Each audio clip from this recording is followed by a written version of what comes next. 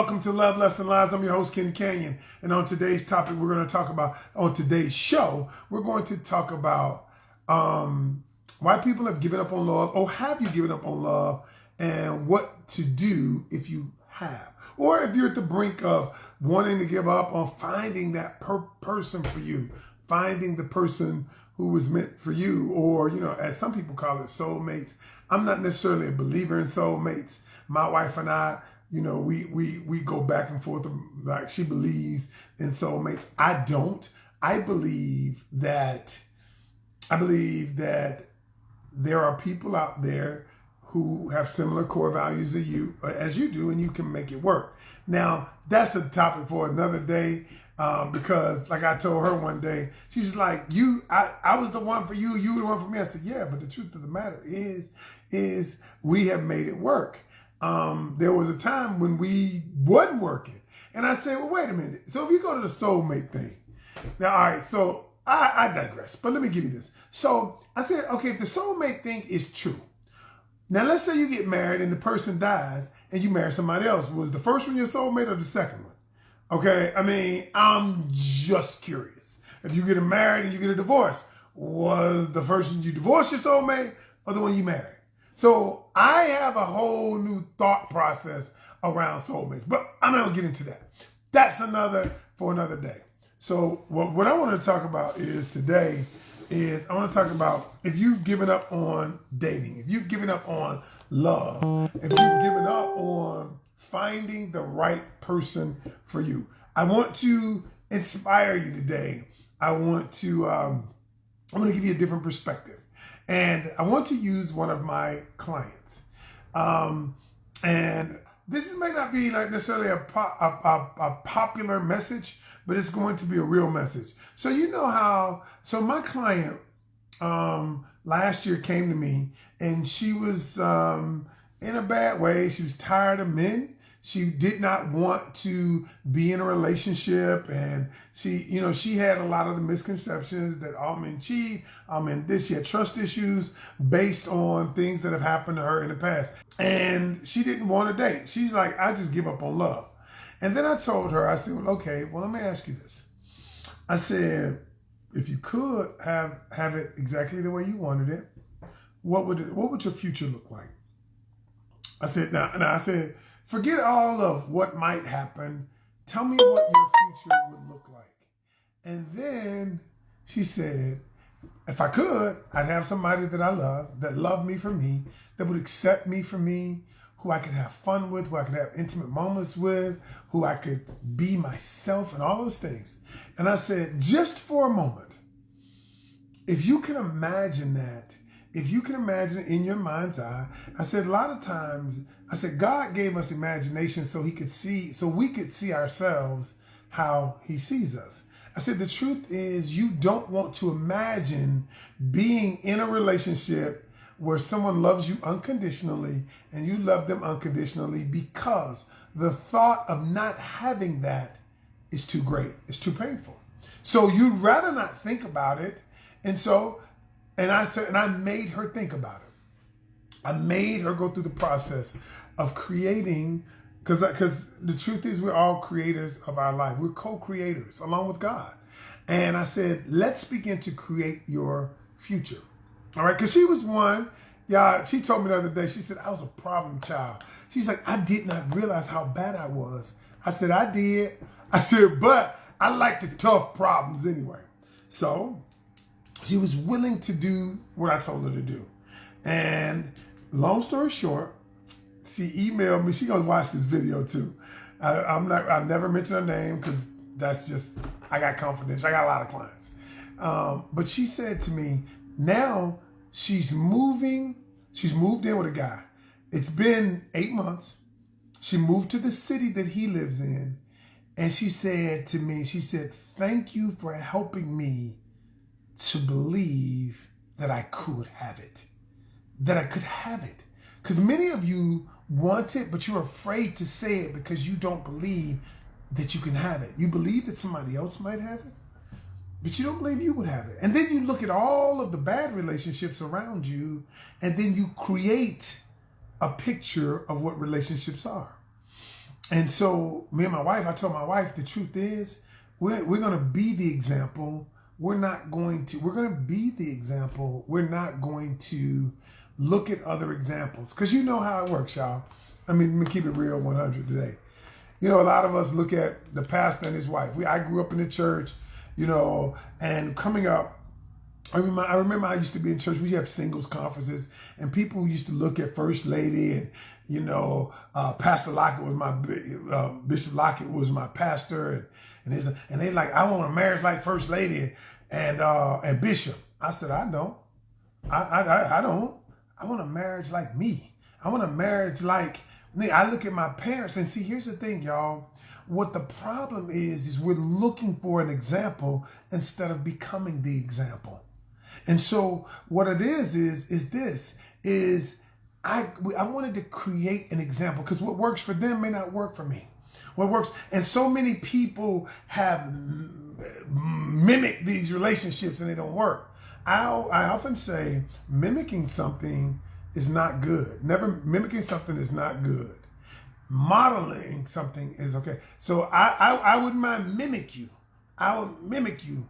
I'm not going to mimic you. I don't want to be you, but I can't model you. Mimicking is not okay. Modeling is. I can look at some of what you do and some of what you do and it makes sense. Some of it doesn't make sense.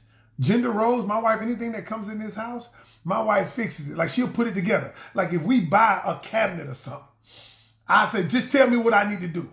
I just don't have the patience. I'm trying to fix it on. I figured out, but she'll sit there, put it together, and anything that comes in need to be put together, she does it.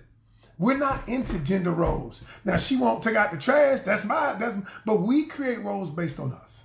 Number one, if you've ever given up on love, but I want you to do this: don't see everything that you experience as only for your love life. And I wrote this point because everything we experience, like when we scroll and all of this, and we think of it just for our love life. The truth is everything has a purpose. Everything has a purpose in helping you become a better person, helping you become a better version of yourself. Even communicating with different people helps you become a better version of yourself. All of that. And see, the thing is you look at your past relationships as mistakes. I don't look at my past relationships, even though I didn't marry any of them, but all of them helped me become in some way or another. And if you look at relationships as, it's not just for the relationship, it's for helping me become the person who I'm going to become. But most of us, what we do is we blame other folk for the stuff that goes on in the relationship. We blame other people for the demise of the relationship. And so we don't take it as, what can I learn to be a better version of myself? Case in point, let me tell you about my client. So I had a client, still have him. He's my friend now. And I think I've told you about him all my lives before. And at one point 3 years ago, he was going to kill himself. He found out his wife was cheating on him. And at the end of the day, he said, he met me I spoke at a marriage conference, and he was there. And he said, the only reason I came because the host kept badgering me, trying to get his numbers up. And he said, when I heard you, I felt inspired. So he asked me to go to lunch, and I went to lunch with him. He began to tell me the story about, he thinks his wife is cheating. He didn't know at the time, but he later found out she was. And then he said, you know, I had a gun to my head. I was going to kill myself because he said I really wanted to get at her, but I didn't want my kids to see it. So I was on the back porch on his patio. I had the gun to my head. And he said, dang, if I kill myself, then my kids will find my body. So he decided against it. So that day after he met me at that marriage retreat, this was a week before about the gun incident. And so he said, can we have lunch? Can we have coffee? So we went to a Barnes & Noble, and he began to tell me a story. And then he said, man, I'm so distraught. I think he said, I don't know what to do. I just truly don't know what to do. I just given up. I've just given up. And then he said, I did. He said, man, I do want my wife back. And so I said this, here are my next words. And this is what I'm going to tell all of you. All of you, you're my clients now, even if you're not formally my client. I said to him this. I said, listen. I said, do you believe you deserve love? And he said, well, I have done some things. And no. I said, no, don't tell me what you've done. We've all done bad shit. do you deserve it? He's like, yeah. I said, it's your birthright. God put you in love. I said, number two. I said, number two is this. You cannot usurp a person's will. Every God gave us all power of choice. If your wife doesn't want to come back with you, fine. I said, but see, I said, the problem is that the man that you are right now, the man that you are has facilitated much of what's going on in your marriage. He was like, why do you say that? And so he began to tell me, and I said, listen, I said, what I'm going to tell you, it probably won't make sense to you now, but it will make sense to you later on. I said, the truth is, to attract the woman of your dreams, and it may not be your current wife, I said, you have to become a better version of yourself. I said, I cannot promise you. I said, oh, if you stay with me for the next year, I can't promise you you're going to get her back. But I can promise you, you will attract the woman of your dreams because you will become a better version of yourself. You will become the man that can attract that woman. All right? That's what I told him. Fast forward 3 years later. He went through the process. The shit was hard. Calling me every day, crying about all kinds of stuff. But do you know that a year ago, he met the woman of his dreams? They would have gotten married in August, but they're going to get, because of COVID, they're going to get married in April, and he asked me to be his best man. Now, I tell this story because here's why the story is so powerful. Many of you out there don't believe that you deserve it. And many of you out there don't believe it could happen to you. He didn't believe in his situation, where he was in his life. He didn't believe that he could have it. He did not believe it. And I told him this. I said, all you have to do is be with, let me give you the formula. Here's the formula of attraction. Number one, have a desire and make that desire known. To God, the universe, make it known. Number two, willingness. Be willing to do the work it takes to become the person who can attract the person you want.